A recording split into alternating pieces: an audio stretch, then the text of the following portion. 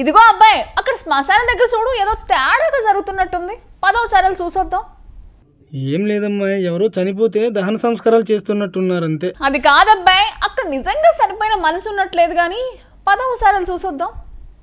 మనకెందుకమ్మా, ఒకవేళ ఏదైనా తేడా ఉంటే మనల్ని కూడా బొక్కలో వేస్తారేమో. అట్టాగేం జరగదు గాని పద చూసొచ్చేద్దాం.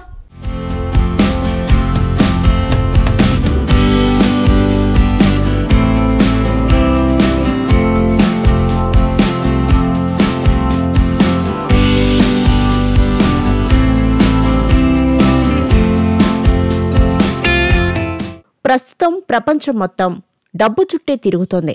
డబ్బు కోసం కొందరు ఎలాంటి నేరాలు చేయడానికైనా వెనకాడడం లేదు. మరికొందరు పోలీసులకు దొరక్కుండా కొత్త పద్ధతుల్లో నేరాలు చేస్తున్నారు. ఇలాంటి ఘటనలకు సంబంధించి సోషల్ మీడియాలో వార్తలు, వీడియోలు చెక్కలు కొడుతుంటాయి.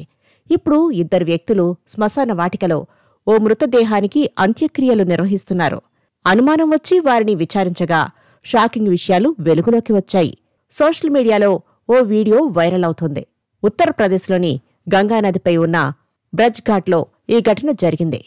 కొందరు ఓ మృతదేహానికి దహన సంస్కారాలు నిర్వహిస్తున్నారు.